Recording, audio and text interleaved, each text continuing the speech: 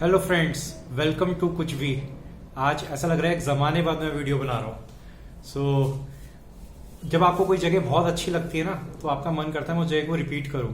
तो मेरी first video थी बीर की, और उसके बाद अब दोबारा से मैं आज वीडियो बना रहा हूँ बीर की। तब मैं गया था सोलो ट्रिप पे, लेकिन जब आपको जगह अच्छी लगती है आप रिपीट करते हो, तो मेरे को था मैं अपनी वाइफ को भी उस जगह पे लेके जाऊँ।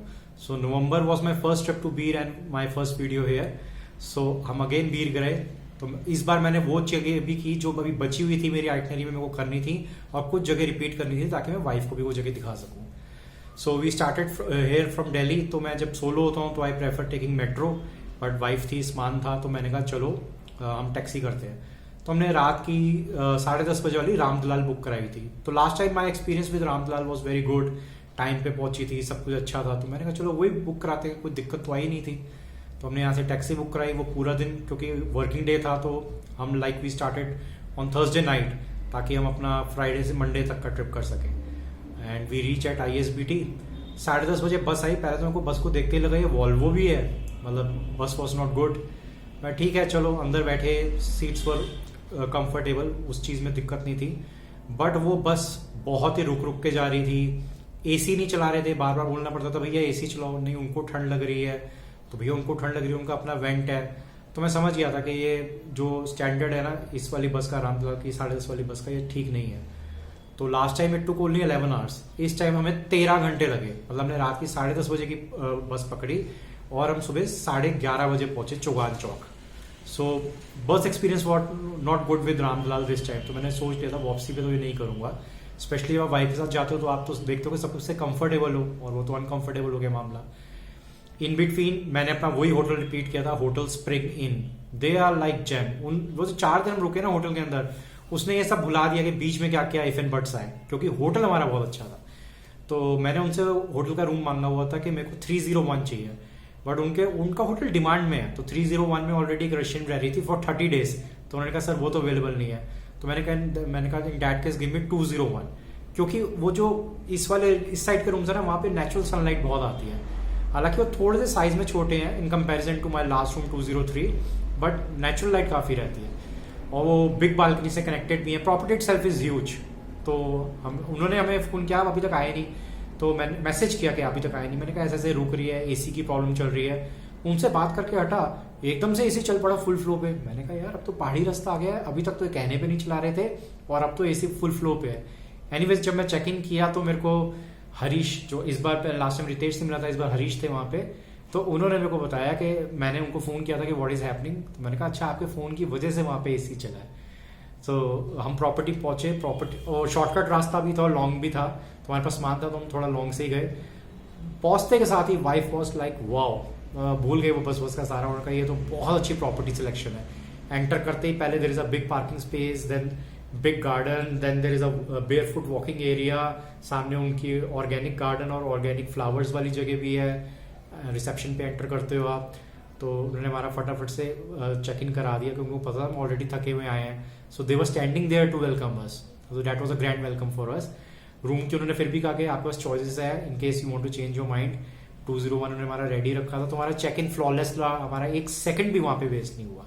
हमारा जो ट्रिप बहुत अच्छा गया वो बिकॉज क्योंकि वहाँ पे जो इस टाइम थे हरीश, उन्होंने हमारे को हर चीज़ में हेल्प की। तो हमने कहा पहले दिन तो कुछ नहीं करना, हम अपना रिलैक्सिंग रखेंगे।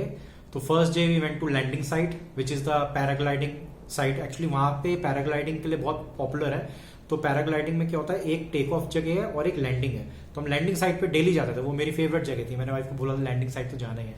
तो first day we went to landing site and to Chokling monastery. तो चॉकलिंग मोनेस्ट्री भी बहुत अच्छी लगी उन्हें। उसके बाद मैंने हरीश को बोला कि हमें अब नेक्स्ट 2 डेज के लिए स्कूटी चाहिए। उन्होंने वहाँ पे ना एक स्टैंडर्ड है कि 500 से नीचे कोई मानता नहीं है, even if it is a off season. उन्होंने हमारे लिए 450 में अरेंज करा दिया। टाइमिंग्स भी थोड़े एक्सटेंड करा दिए। वहाँ पे normally 9 o'clock is the return time, तो उन्होंने 10 o'clock करा दिया उसको, और हमें बेस्ट कंडीशन की स्कूटी मिल गई। मतलब मेरे को वो अच्छा लगता है कि उसके कई लोग मीटर बंद कर देते हैं, कईयों की लाइट काम नहीं कर रही होती। तो हमने सागर रेंटल्स उन्होंने कराई थी, स्कूटी बहुत बहुत अच्छी थी उनकी। तो जो आए थे देने वो भी काफ़ी प्रोफेशनल थे, और जैसे ही आप स्कूटी लेते हो तो वो वीडियो बनाते हैं, आपको ही बोलते हैं बना लो, ताकि जिस कंडीशन में आप दे रहे हो उसी में वापस करो। इमीडिएटली उनका व्हाट्सएप मैसेज आ गया कि ट्रिपलिंग नहीं होनी चाहिए, हेलमेट पहननी चाहिए, जो भी रूल्स एंड रेगुलेशन है। वहाँ पे डबल हेलमेट का रूल है, मतलब आगे पीछे दोनों को पहननी चाहिए, and we always follow the rules. Safety हमारा भी क्राइटेरिया रहता है। तो हमें अच्छी डील मिल गई और हमें अच्छे टाइम के लिए मिल गई। हमने कहा चलो ये तो अच्छा है। उसके बाद हमने हेल्प ली हरीश से कि हमें कल जाना है बैजनाथ, शिव जी 1200 साल पुराना टेम्पल, और शेराब्लिंग मोनेस्ट्री, जो आई थिंक एशिया की शायद सेकंड लार्जेस्ट मोनेस्ट्री है। It was huge. शेराब्लिंग जाना is like more than worth, और शिव जी के टेम्पल की एनर्जीज बहुत बहुत अच्छी हैं। तो हमें इतने अच्छे से उन्होंने गाइड किया, हमें जीपीएस तक नहीं यूज करना पड़ा।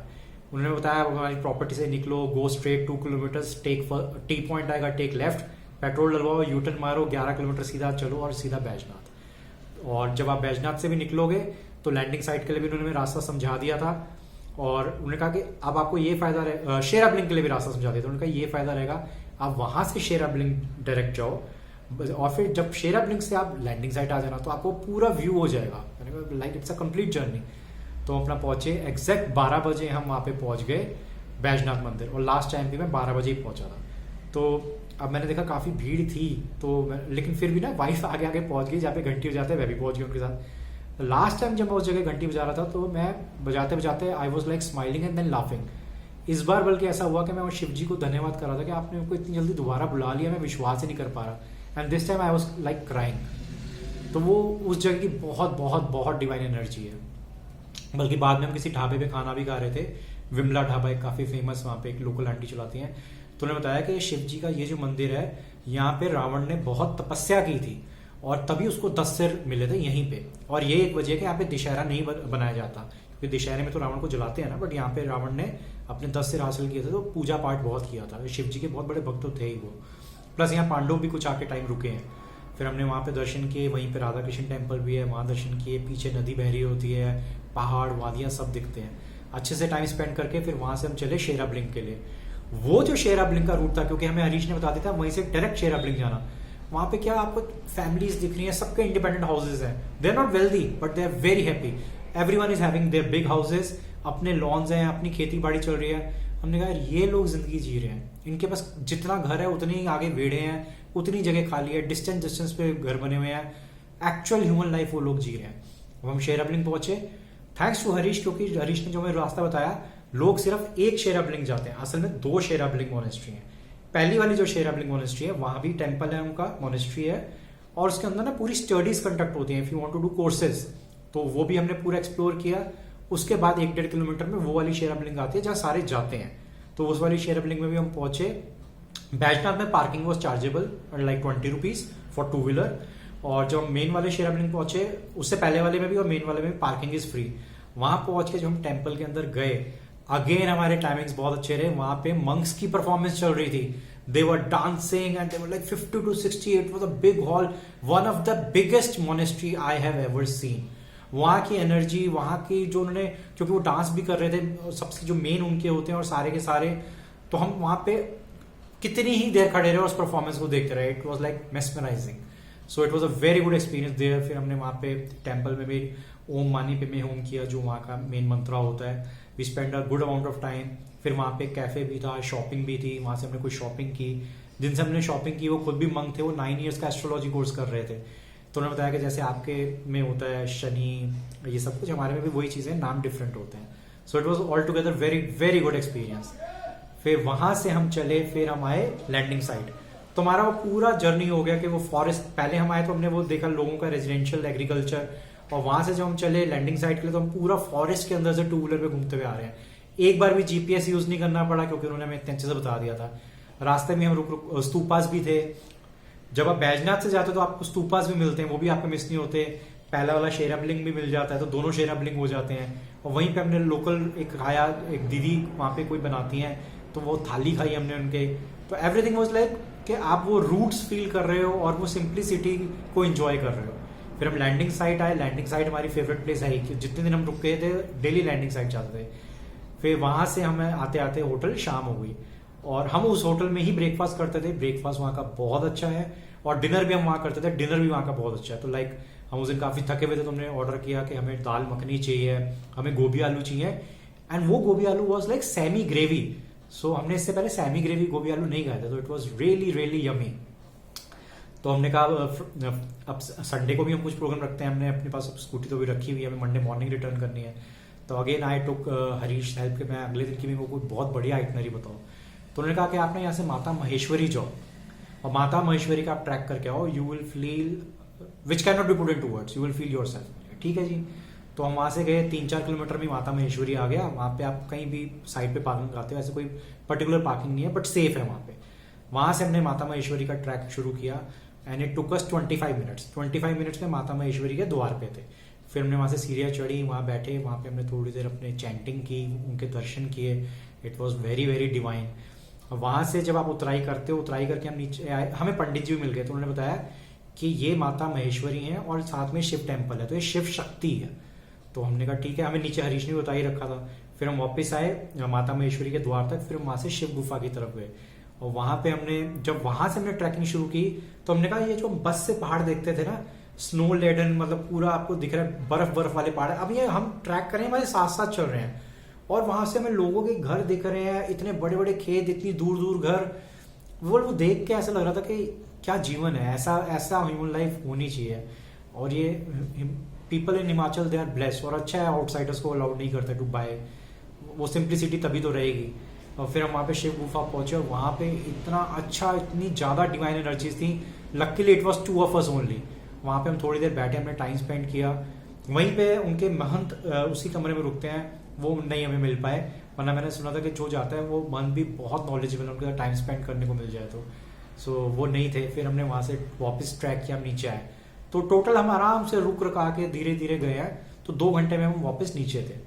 फिर हम आए, फिर हमें काफ़ी तेज भूख भी लग रही थी और हमें जाना था डियर पार्क इंस्टीट्यूट, कुछ कोर्सेज का पता करना था। तो हम वापस स्कूटी पे लैंडिंग साइड गए वहाँ पे। फिर अब वो संडे था, संडे बंद होता है, तो हमने कहा चलो ठीक है मंडे कर लेंगे। फिर हम क्या करते हैं, lunch we used to have outside, तो हमने अपने वहाँ से लंच वगैरह किया। फिर हम अपनी प्रॉपर्टी में वापस आए। फिर अगेन हमें शाम हो गई थी और वहाँ पे फिर हमने अच्छे से डिनर किया। नेक्स्ट डे भी वो वहाँ का हमें यही होता था कि लाइक अब वो फ्लेक्सिबिलिटी देते हैं आपको, रूम में चाहिए, आपको नीचे चाहिए, आपकी मर्जी है। आप किसी भी फ्लोर पे रह रहे हो, किसी और फ्लोर पे बैठना चाहते हो तो वो वहाँ पे फटाफट से आपका चेयर्स एंड ऑल अरेंज कर देते थे। इवन रिसेप्शन के बाहर भी बैठना चाहते हो वहाँ भी कर देते थे। तो और वहाँ पे वैसे हर जगह स्मार्ट टीवीज हैं, तो मेरा नेटफ्लिक्स का यूजर नेम पासवर्ड नहीं चल रहा था। हरीश इज सो काइंड, उन्होंने अपना पर्सनल सेटअप करके दिया कि आप you should enjoy every bit of your stay. So हमने फिर वहाँ पे डिनर किया आराम से, अपना नेटफ्लिक्स पे धुरंधर मूवी देखते हुए, क्योंकि लेट नाइट हम प्रेफर नहीं करते थे, हम कहीं और जाएं। अगले दिन मंडे था, स्कूटी हैंड ओवर करने से पहले हम लैंडिंग साइड चले गए। हमने कहा आज हम, वो होता है ना आखिरी दिन आता है तो आपको लगता है कि अब मेरे को बहुत अच्छा मिल भी रहा खाना, लेकिन अब मेरे को नई नई जगह भी ट्राई करनी है। तो हम लैंडिंग साइड गए, वहाँ पे हमने काइट कैफे के अंदर बैठ के आराम से, मतलब काइट कैफे लैंडिंग साइड पे आप बैठे हुए हो, आपको कुल्हड़ चाय पी रहे हो, पराठे खा रहे हो और वहां से लोग लैंड कर रहे हैं पैराशूट पे, आपको वादियां दिख रही हैं, पहाड़ दिख रहे हैं। तो हम सुबह थोड़ा टाइम से निकल गए थे कि 10 बजे स्कूटी वाला भी आ जाएगा। और फिर वहां से हम 10 o'clock तक वापस आ गए। He was also on time, हमने स्कूटी हैंड ओवर की।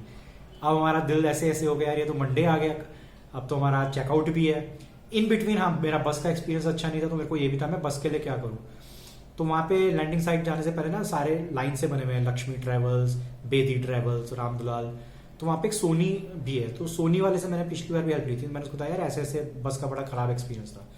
तो उसने कहा जब भी बस बुक कराओ ना ध्यान रखो 9600 ये वाली बुक कराओ, ये सारी नहीं है, ये एसी बंद नहीं करते, टपाटप रखते हैं। और ये शाम वाली बस पकड़ो, शाम वाली बस ऑलमोस्ट नॉन स्टॉप जाती है, रात वाली बस को ये कोरियर बना देते हैं, सामान भी उतर चढ़ रहा है चाहे पैसेंजर ना भी हो। मैंने कहा गुड। तो उसने मेरे को आइडिया दिया आप फ्लिक्स ट्राई करो। तो मैंने कहा फ्लिक्स बस मैंने आज तक की नहीं थी, तो मैंने फ्लिक्स बस कर ली शाम की 7 बजे वाली। तो था 7 बजे बोर्डिंग होगी और 7 बजे ड्रॉपिंग होगी। फ्लिक्स बस के अंदर बस ये था कि उनका ना बोर्डिंग बहुत पर्टिकुलर है, जैसे मैंने कहा चौगान चौक से पिक कर लो, उन्होंने कहा नहीं आपको वहीं आना पड़ेगा। ठीक है चलो कोई बात नहीं। अगेन लास्ट मोमेंट जो चेकआउट टाइम था उस टाइम भी मेरे को हरीश ने हेल्प की कि प्रॉपर्टी से एक शॉर्टकट भी निकलता है। उन्होंने वो अपने लड़के को बोला कि वहां तक सामान रोड तक इनके साथ जाओ, छोड़ के आओ और इस शॉर्टकट से लेके जाओ। शॉर्टकट ओपन भी कर दिया क्योंकि we were with the bags. So इतना ज्यादा ख्याल रखा, लाइक जाते टाइम मेरे को लगा कि मैं मन ही नहीं कर रहा था, because of the hospitality, because of the kindness, इंसानियत। ऐसा लग रहा था यहीं रुको, कितनी अच्छी एनर्जी से मैं कितने अच्छे इंसान के साथ खड़ा हूँ। तो फिर खैर हमने चेकआउट किया और हम वहाँ पे पहुंचे। तो बस अच्छी थी, वो काफ़ी कंफर्टेबल थी, blanket, water bottle, non stop AC सब कुछ था। बैंग ऑन टाइम पे चली और 7 बजे चल के 7 बजे पहुंचाना था, 6 बज के 11 मिनट पे हम ISBT थे। That way it was flawless. But हाँ, वो भी रास्ते में काफी जगह रुकी थी और काफी तक लाइट्स ऑन रही थी। बस के अंदर ऑलमोस्ट सारा सब कुछ सही था, फैसिलिटीज। क्राउड के अंदर there were 5 girls near to our seat and they were like non stop. जब 7 बजे शुरू होके 12 बजे तक वो नहीं चुप हुई, तब उनको एक बार रिक्वेस्ट किया, but then also like you know they were not bothered कि there are other people also sitting, और पैसेंजर्स भी हैं यहाँ पे। वो थोड़ा सा एक रात तो हमें लगा कि यार वॉल्वो के अलावा भी कोई ऑप्शन ढूंढनी पड़ सकती है कि कैसे आए। So this was the overall experience. So guys, I must say you should go to Bir. मैंने तो सेकंड टाइम रिपीट कर लिया। You should do parachute. if you are interested, you can do this paragliding. You must go to Bajnath Shivji temple, Sherabling, Chokling monastery, Stringjong monastery. Chokling और स्ट्रिंगजोंग मैंने पहले भी की थी, मैंने पार्ट 1 में बताया हुआ है अपनी फर्स्ट वीडियो में, वो मैंने वाइफ के साथ रिपीट की। स्ट्रिंगजोंग के अंदर ऐसे पेड़ आते हैं चेरी ब्लॉसम, आपको लगता है I am standing in Japan. और ये सारी की सारी मोनेस्ट्रीज, चॉकलिंग भी और स्ट्रिंगजोंग भी स्प्रिंग इन होटल से वॉकिंग डिस्टेंस में है। तो स्प्रिंग इन रहने का हमें सबसे ज्यादा ये फायदा रहता है कि हमारी मोनेस्ट्रीज पैदल हो जाती है, लैंडिंग साइड हम रोज डेली आ जा सकते हैं। Only if you are going to temple और बैजनाथ टेम्पल और to Sherabling, then you need a vehicle, otherwise you don't need a vehicle. So I must say कि ये ट्रिप बहुत बहुत अच्छा रहा। जब आप आ जाते हो ना, कई बार ऐसे होता है आप फिजिकली तो वापस आ गए but your spirit is still there, मतलब इतना अच्छा था। तो आई मस्ट से कि आप लोगों को भी बीड़ जरूर जाना चाहिए and have your stay at spring in. Harish will help you a lot, और हरीश अगर नहीं है और उस टाइम पे अगर रितेश है तो he will also help you lot, both are gem of the person. So enjoy your trip to Bir.